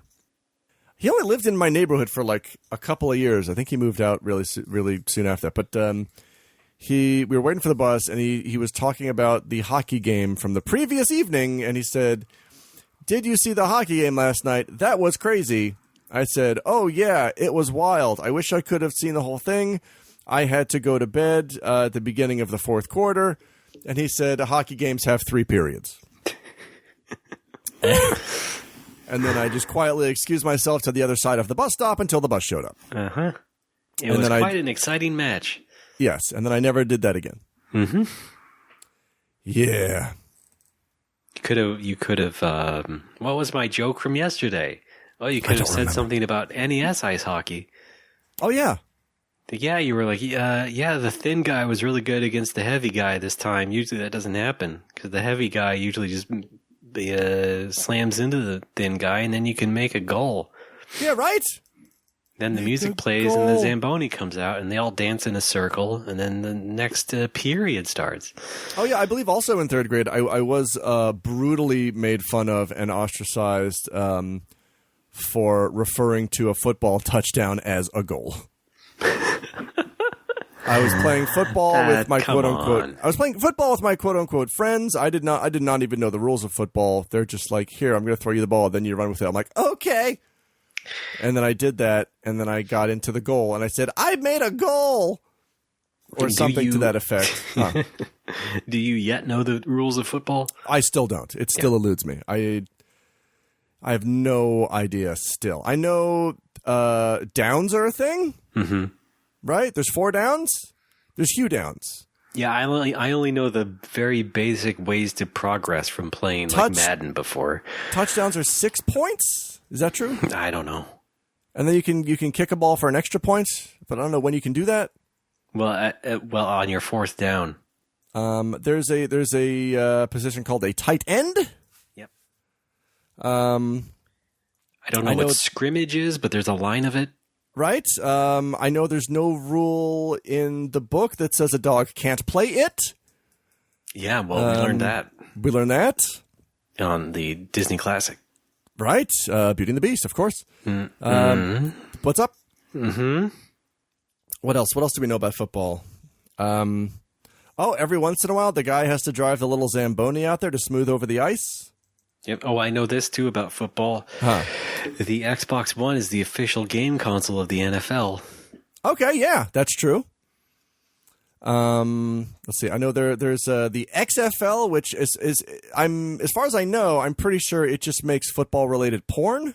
It's soft porn because Vince McMahon still wants to make a family friendly enterprise. So okay, I guess it's just single XFL. There's no triple XFL. Yeah, you dingus. So I'm sorry.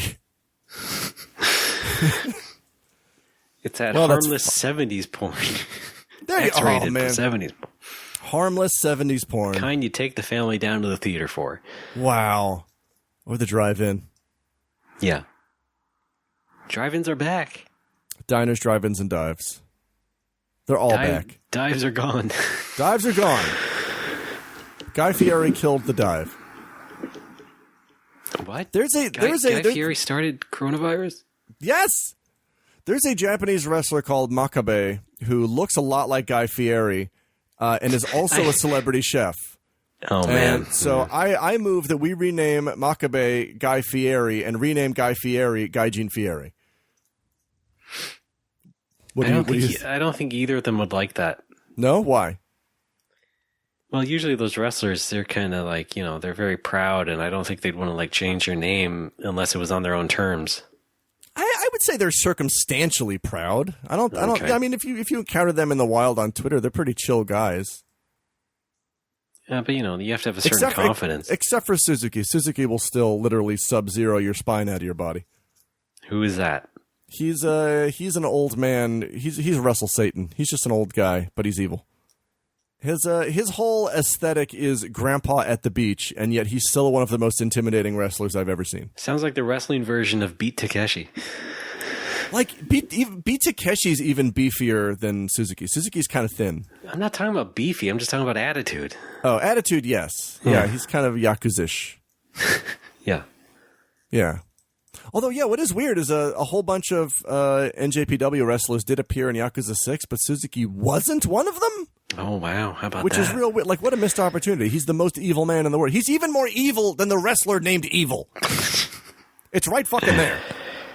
By the way, I finished Yakuza Dead Souls. Oh, that's right. I gotta say, it is the best Souls game. Oh, God damn it. I knew that was coming, and I still hate it. I hate it even more today than I did yesterday. Well, it's true. I'm going to see if I can embarrass myself less than yesterday, because yesterday I said, what is that, Kenzan? But that's not Kenzan. No. No, which well, one was you just Kenzan? said it again. So God damn it! Now I have to tell you. Can I undo? One. Can I redo? Dead Souls has zombies in the present day. Right. Kenzan takes place in ancient Japan, samurai time. Well, thanks. Oh. And then there's another one like that takes place 100 years later. Ooh. Business deal. What? Wait, 100 years in the future? 100 years in the future from Kenzan. Okay, so what, 100 years in the past? Different characters, but you know how everybody, it's like, you know, the hero is Kiryu, or the same guy who looks like Kiryu and the same voice actor. Kiryusuke. Yeah. Yeah. No, it was Kazuma Nosuke Kiryu. Oh, I love in it. In Kenzan. Yeah. Pretty good. Yeah. But then he's like somebody else in the next one. He's Michael Bay Des. Okay. Hoping they localize those. Yeah? Now's the time, right? Because we got that Ghost of Tsushima game. That's right. Or it's a Tsushima. That's a game that I have owned since launch and have not played. What, really? You bought it? Because, well, no, my buddy Brad bought it as a birthday gift. Thank you very much, Brad. Oh, okay. And I installed it both at home and at work, and I just haven't played it yet because I know I'm going to get sucked into it. I'm waiting until I have, like, at least 2 consecutive days off to jump into it. But, well, you classically don't like open world games, so. That is true. So I'm also kind of wondering why, yeah. But it's, I mean, folks at the bar have played it, so it's the purchase has already been worth it. Right, yes. But yeah, I'm not an open world guy, so I don't know how much I'm going to get out of it. Yeah, who knows? Who knows? Ray? What next? What was going on? Well, are we done with Overnerds, I guess? Yeah, right. Oh, man. Yes. Yeah, that was, yes. Good Overnerds. Thank you, TLS, a.k.a. Kiguar. Follow him on Twitch, twitch.tv/Kiguar. That went on quite a few tangents, didn't it? We went from... Yeah, it did. But what are we, if not just a loose collection of tangents? Well, usually we keep it fairly... I mean, we don't go for more than like 2 tangents at a time. I feel like that was like 3 or 4 tangents. 2? Really, though? I'm Rebecca. I mean, we still have a through line that we try and follow for the show. I guess. We have things that we want to talk about, and we do get to eventually. Here's the through line I imagine for us. I'm looking at like a detective trying to solve a murder spree, and he's got like a map. He's got a map up, and he's got the pins and the yarn on the map. And like for us, here's our thread. It's like there's a pin in a photograph of like a chicken leg on the left side of the map, and then a thread of yarn going all the way across the map to another pin in a photograph of Boku. That's our through line. That's the through line I imagine for this show. I don't know why you think I think about Boku all the time. That's just the first thing that came to mind. Okay. Also, don't you? No, I only dream about it occasionally. He's never far from your thoughts or prayers. I guess not. But not like consciously. Oh. Deep Throat. Or replace that with a Dragon Quest slime, something that I would comically constantly be thinking about. Yeah. You know what I mean? Yeah. It's fine. I'm not insulted. I was just asking. When are they going to do a Bokunatsu DQ crossover? Jesus Christ. I wish, right? Yeah. Boku no Questo. When are they going to revive that franchise at all? Yeah. Yeah, what's Ayabe doing? I was about to say Abe, but he's gone. Well, I covered this last time you asked, which was a couple months ago. Cool. Yep. No, I'm just kidding. Curry restaurant, and I guess he still has the company because they have 2 offices, so they were doing something. That's so expensive, though. Maybe just deep cover contract work. Deep Throat. Deep throat. There it is. Arsenal so, gear. Paying rent on 2 offices while running a curry business has got to be stupid expensive, though. Well, perhaps. Like, there's an office space near the bar, and I was looking into renting an office, just to have a place to go when I want to concentrate on game design stuff. And well, we don't know how small the office is. It's like the size of my bedroom. It's nice. It's fine. No, I mean Millennium Kitchen. Oh, that. Yeah, I don't know. Yeah, that's probably pretty big, right? If it's like an office for a game studio. Well, they don't really make games there. Oh. For the most part, they do the scenario concepts and then a lot of like graphic design or asset making, I believe. Ooh. So they do a lot of asset help. It's a lot of artists. I think it's a lot of artists. I was looking into renting an office for my own game stuff, and I think the cheapest is like $30,000 a month, and I'm like, nah, I'm good. Yeah. That's just enough that it's too much.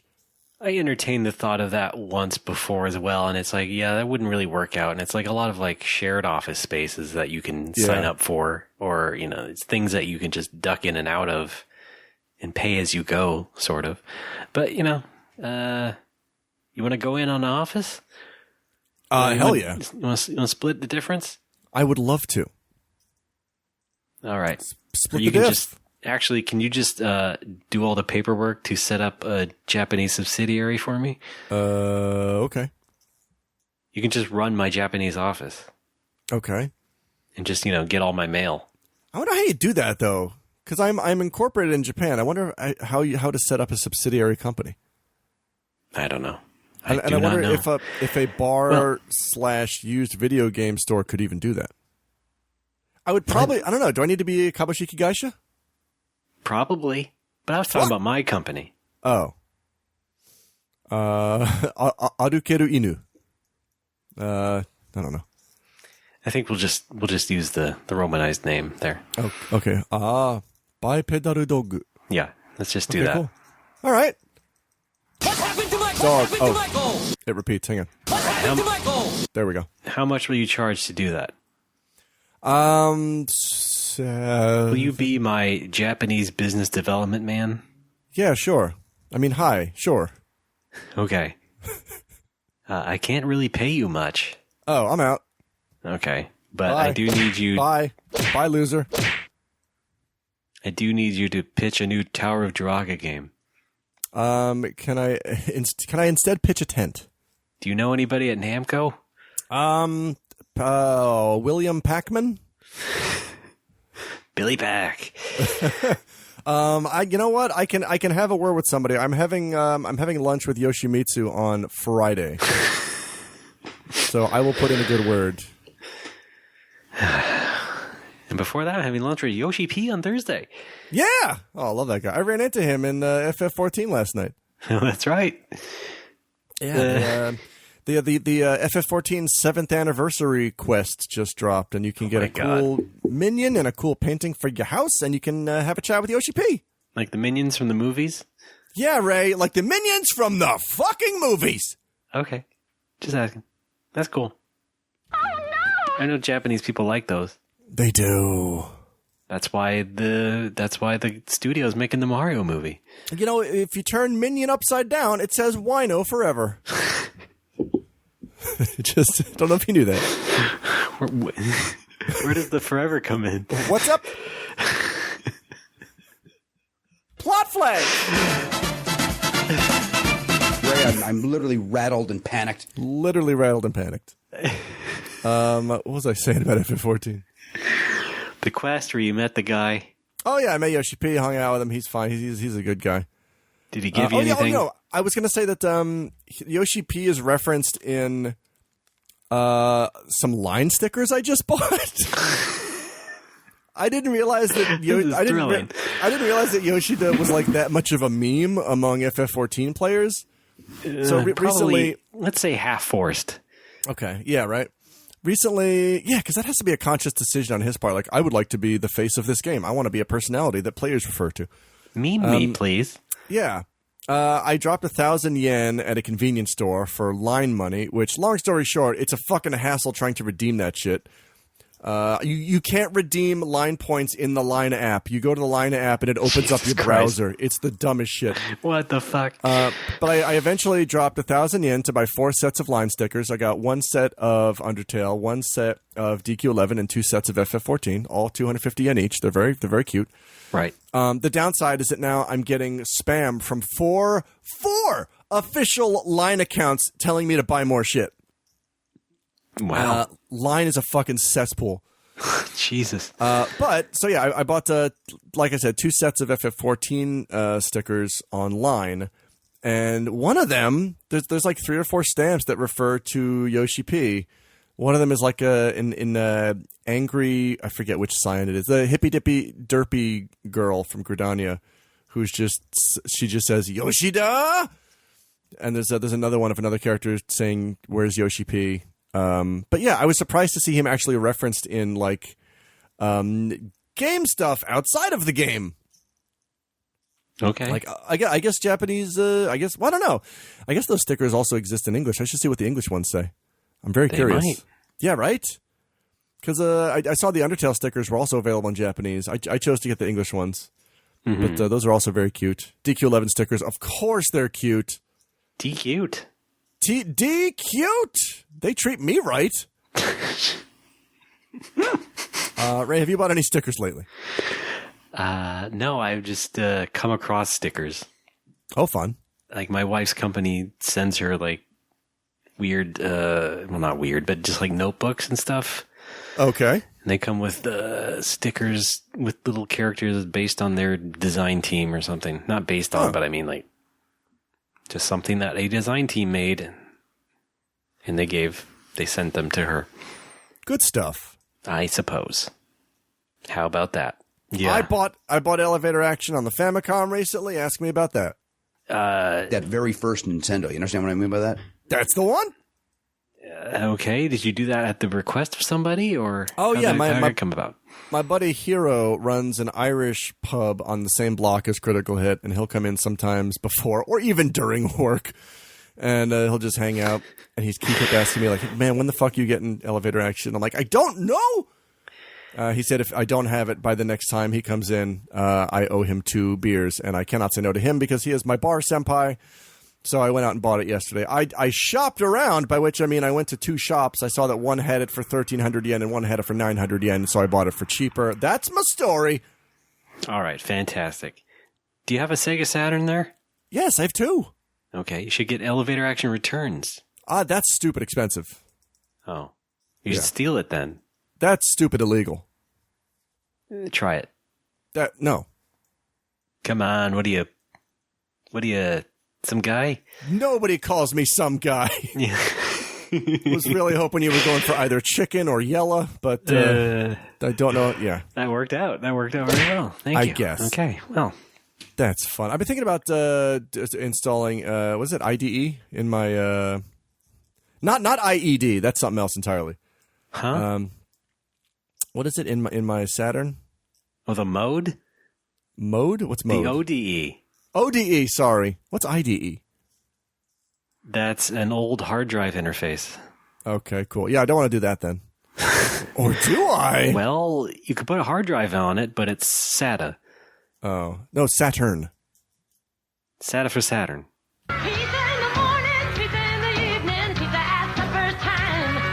Okay. Should have said SATA. So the Church of Sata.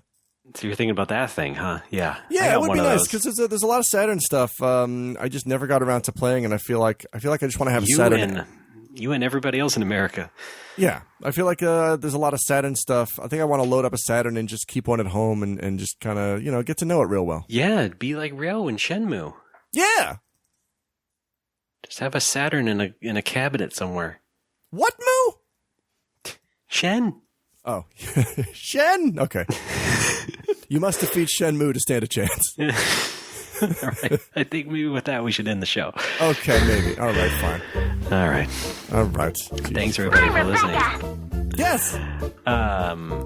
First of all, let's say this right now. Go to our Patreon, patreon.com/NoMoreWhoppers, where we didn't quite reach our goal yet for $500 a month. We dipped down a bit because was hoping we could get through the redo without mentioning that this time. Oh, it's kind of depressing. It's fine. You know what? No, let's keep it in there, folks. The Patreon lost money. It's not a huge deal. It happens to other people. It's a huge deal. No, it never happens to anybody else. It was like $15. Who cares? It's fine. Anyway, everything is fine. Now would be a good time to boost this back up, because for $1 you can be for $1 a month you can be a gold subscriber and then just support us, or for $5 a month you can be a golder subscriber and get these episodes as early as possible. We try. That's our big benefit right now. But otherwise, for all the patrons together, collected, if we get $500 a month, then we will do some live streams as ourselves together instead of Alex going solo. Yeah. And playing some dumb RPG. Hey. Now we'll play a dumb RPG together. Yeah. Yeah. On the Twitch. Wait, hang on. So we have gold subscriber, golder subscriber, and how about is there a goldest subscriber? Not yet. How about gold dust subscriber, and it's the wrestler Gold Dust, and that's $25 a month. Oh, sure. Well, not yet. I'm not really into American wrestling, so I just assume he's a man made of gold. Why 25? That's a big jump up. What, 5, 15, 25? Oh, wait, it's 1.5. All right, yeah, okay, $75. Alex, have you seen our Patreon page at all? He's made of gold! What happened to my gold? Where'd you get 15 from? What happened to my gold? Dust. Mm-hmm. Yeah, all right. Folks, if you want to just donate gold, mail it to, the Treasury. Wait. Postal code 4440116 Aichiken Nukata Gun Kota Cho Owaza Ashinoya Atoshiro Juhachi Banshi Midorigaoka Village F202. That's my full fucking address. Send it there. But that won't be you, because you don't live there anymore. Shut up. I still know where it is. You're just going to drive by every once in a while? Yeah. Every day until it shows up? Fine. Every goddamn day. Good plan. Thanks. Good plan, genius. Thank you. So visit our Patreon. Also visit our website, nomorewhoppers.tumblr.com. You can find other ways to give us money there, such as buying our shirts. You can buy a logo shirt or Alex yelling at a banana into a banana, rather. Yep. And then we have our social media presence, such as Facebook, facebook.com/nomorewhoppers, which we don't really check, but we post the episode stuff on there. So, you know, if you're still really into Facebook, I guess you can still catch up with us. Yeah, Facebook's, right, I mean, I think everyone should get off Facebook and we should burn it to the fucking ground. Yes. But until such time, let's all enjoy. I mean, listen, folks, if you really want us to be on Facebook, then say so. Yeah. Because maybe we won't be much longer. I don't know. Just something it's I thought done. of. The only reason I'm still on Facebook at all is for the bar. It's because I need to use the Facebook page for the bar to talk to customers who want to make reservations and shit. I'm really just on there just so that my family can send me a message every once in a while. Hi, Ray. Are you okay? My immediate family uses it more than I ever do. Oh, boy. Yeah. I fucking hate Facebook. I know that's a hot take, but you know. Yeah, I'm just getting real sick of it. I cleaned out my page. I didn't deactivate it yet, but I came close enough. Yeah. So just cleaned it out a lot. Anyway, you can find us there. Find us on Facebook.com/NoMoreWhoppers or on Twitter as NoMoreWhoppers, and we are on Twitter personally. In fact, I'll tell you what, Alex is also on Twitter. Oh, God, I'm Patui. That's Pitouhui. I'll tell you what, you should change that. Oh, I should change that to Alex. Okay. Remember, maybe not. Remember the Kirby website, Kirby.com? No, but that rules. Yeah. Is that still around? Maybe, yeah, it should be. Okay. Follow me and follow the bar. Used video game store at Critical Hit Nag. There's also a fun Overnerd account. I hear a lot of fun stuff when I'm at work, and I'll post it without context at OOCCHQ. All right. That's it for me. Oh, follow me on Twitch.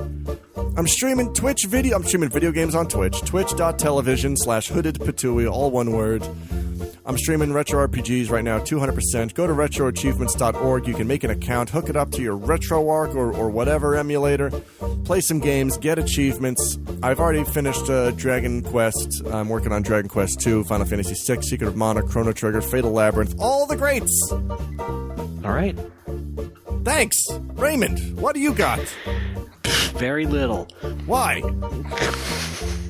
But I'm on Twitter as RDBAAA. I also have a thing I do. That's my company, Bipedal Dog, mentioned earlier. Yeah. On Twitter is Bipedal Dog, and my game Blast Rush. You can find out all about that at blastrush.com and buy it. And that's about it. Well, there we go. That's Alex, fun. We did it. Also, we did. If anybody plays, again, if you play FF14 on the Ether data center, I don't know which servers that includes. I know it includes Sargatanas. If you're on Ether, drop me a line. Let's fucking play. Please join up with Bahamut's tax return. We could really use a man of your talents, or a woman of your talents, or a whatever of your talents. Great. Well, awesome. We did it. Now let's not screw this recording up, shall we?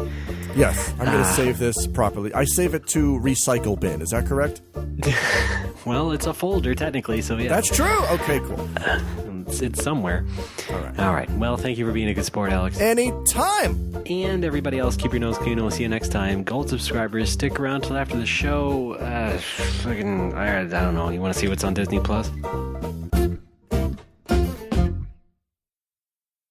I basically wanted Mario 64 too, and I wasn't mature enough to accept a jetpack.